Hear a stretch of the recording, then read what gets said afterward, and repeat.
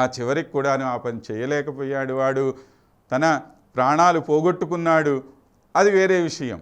ఎందుకని ఆ సమయానికి కూడా అతను శరణు వేడలేదు. శరణు వేడితే చివరికి రావణాసురుడినైనా సరే వదిలేయటానికి సిద్ధంగా ఉన్నాడు స్వామి.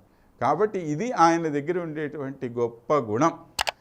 అలాంటి గుణానికి ఎక్కడ లోపం ఏర్పడుతుందో అనేటువంటి భయం నీకు ఉండాలి కానీ స్వామి, నాదేముందయ్యా, నన్ను రక్షించకపోయినా పర్వాలేదు స్వామి, నాకు దివివా భువివా మమాస్తువా అన్నాడు. నాకు స్వర్గం అక్కర్లేదు, లేదా ఈ భూలోకం అక్కర్లేదు, ఆ నరకలోకము అక్కర్లేదు, ఏదీ నాకు తేడా లేదు, అన్నిట్లోనూ అభేదభావమే ఉన్నదయ్యా. నరకేవా నరకాంతక అన్నాడు. ఓ నరకాంతక, ఏదైనా సరే నాకు వచ్చినటువంటి దిగులు లేదు అన్నాడు. అంటే అప్పుడు స్వామి అడిగాట, ఏమయ్యా మరి ఏ దిగులు లేదంటున్నావే నువ్వు? ఏ దిగులు లేదు, ఏ అవసరము లేదు, ఏ కోరిక నిన్ను కోరాలి అనేటువంటి ఉద్దేశం లేదు అంటున్నప్పుడు మరి అసలు నా దగ్గరికి ఎందుకు వచ్చావు నువ్వు? ఏదో ఉంటుంది కదా మనసులో మాట, నువ్వు తొందరగా బయట పెట్టట్లా. నీ మనసులో మాట ముందు తొందరగా బయట పెట్టి, అది బయట పెడితే కదా నాకు అర్థమయ్యేది. నువ్వు అసలు ఎందుకు వచ్చావు నా దగ్గరికి అనేటువంటి విషయం నువ్వు చెప్పకపోతుంటే ఎలా తెలుస్తుంది అని అంటే, అప్పుడు మన కులశేఖర్ల వారు అన్నారు, అవధీరిత శారదారవిందౌ చరణౌతే మరణేపి చింతయామి అన్నాడు. స్వామి, నీ యొక్క పాదపద్మాలు ఎలాంటివి అనంటే శరత్కాలంలో వికసించినటువంటి కమలముల వంటివి అన్నాడు. ఏమిటి శరత్కాలంలో వికసించేటువంటి కమలాలకు ఉండేటువంటి ప్రత్యేకత అంటే, అంతకుముందు ఎండాకాలంలో విపరీతమైనటువంటి ఎండపడి పద్మము సరైనటువంటి రీతిలో వికసించుకోదు. తర్వాత వర్షాకాలంలో వర్షాలు బాగా పడి ఆ బురదంతా కొట్టుకొని పోయి అప్పుడు పద్మం బాగా వికసించినప్పటికీ దాని అందం సరిగ్గా శోభిల్లదు.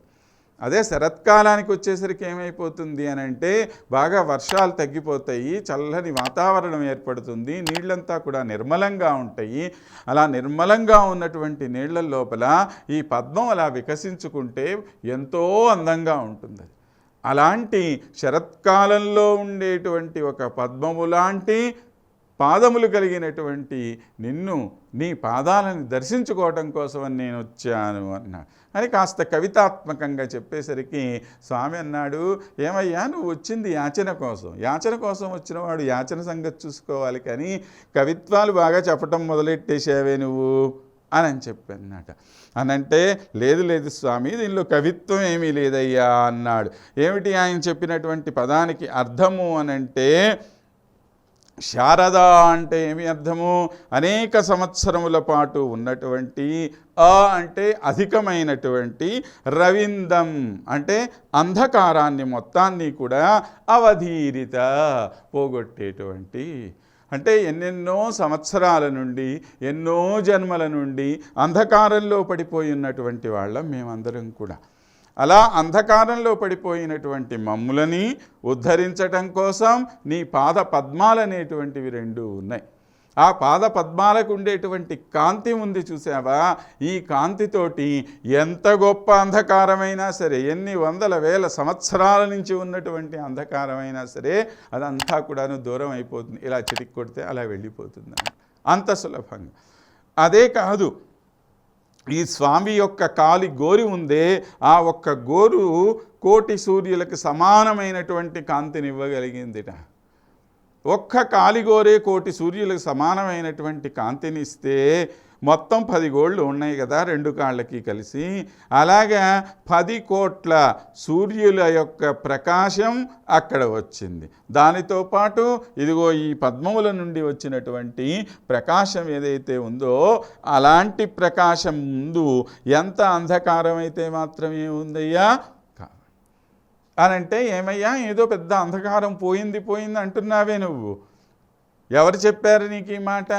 నా పాదపద్మాల్ని దర్శించుకున్నంత మాత్రాన తమ అంధకారం దూరం అయిపోతుంది అని చెప్పి ఎవరో అన్నారు అని అన్నావే, ఎవరన్నా ఆ విధంగా పొందినటువంటి వారు ఉన్నారా అని అన్నట్ట.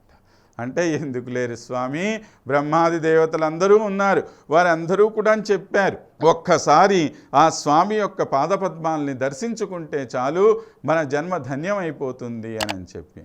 ఇంతేకాదుట మరొక ఉదాహరణ కూడా చెప్పాడు ఆయన.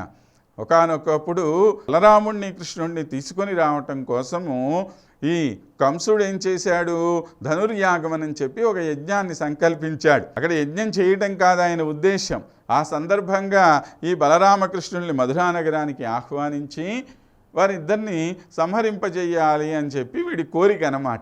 ఆ కోరికతోటి ఓ ధనుర్యాగం అని ఒక యాగం సంకల్పం చేశాడు. అంతకుముందు కూడా ఎంతోమంది రాక్షసుల్ని పంపించాడు ఈ కృష్ణుణ్ణి సంహరింప చేయడానికి. కానీ ఆయన వల్ల కాలా ఈ రాక్షసులందరూ కూడా సంహరింపబడ్డారు.